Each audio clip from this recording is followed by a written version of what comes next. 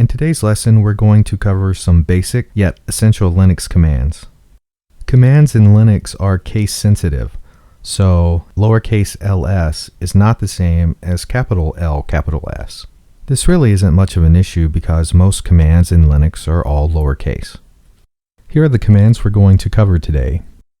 ls lists directory contents. It can also display detailed information about files and directories. cd is the change directory command. It does what it says. It changes the current working directory. When you log into a Linux system, you're automatically placed into your home directory. You can use the cd command to navigate around the file system. The pwd command displays the present working directory, or your current directory. Cat concatenates files. Really what cat does is it displays the contents of files. Echo displays arguments to the screen. It may not be immediately obvious how this is helpful, but in a minute when I show you some examples, it will become clear. Linux systems come with built-in documentation. You can use man to display the documentation for a given command on a Linux system. You may hear people refer to man pages. This is the documentation that you can view with the man command. To exit or log out of your shell, use the exit command. Finally, clear clears the screen. Let's see some of these commands in action. First, let's look at ls. If you run ls without any arguments, it lists the files in the present working directory. In this example, we see several items in this directory: desktop, downloads, notes, etc. In this example, ls output is color-coded. This may not always be the case, but it is a common thing to see on Linux distributions. We can run ls with a -l option, which displays a long listing format. Here we get more information about the files and directories that are displayed.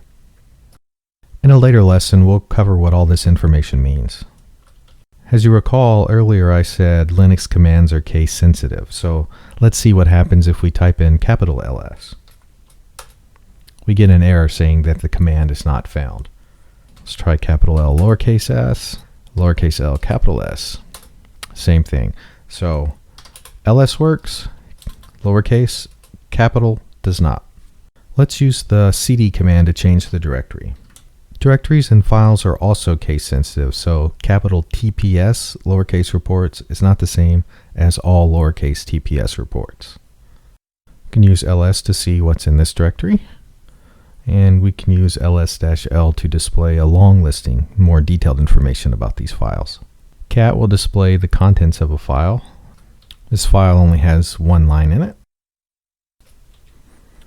Echo is used to display the contents of variables, and we'll be talking about environmental variables later on.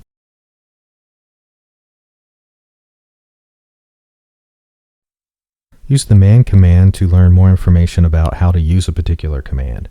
Type the word man, space, and the command you want to know more about. In order to display the next page of information, simply hit the space bar. When you're done looking at the man page, type Q to quit man. Here's the man page for ls. You'll see how ls has a lot of options. Here's one that we've been using in this lesson, -l. Use a long listing format. So as you can see, there's a lot of information in the man pages. We'll talk more about the man command in the next lesson. The clear command clears the screen. If you execute cd without any arguments, it takes you back to your home directory. pwd will display your current or present working directory. In order to exit your session, type the word exit. Today the commands we've talked about are ls, which displays the contents of a directory, cd, which changes the current directory, pwd, which displays what directory you're currently in, cat, that displays the contents of files, echo displays arguments, man displays documentation about commands, exit exits your shell, and clear clears your screen. Start becoming familiar with these commands. These are simple and basic, but yet you'll use these often. If you'd like, you can look at the man page for ls and start exploring some of the options that it has to offer. We'll be covering some of the more important options to ls in a later lesson. However, this will just give you some practice at using the man command and navigating within man.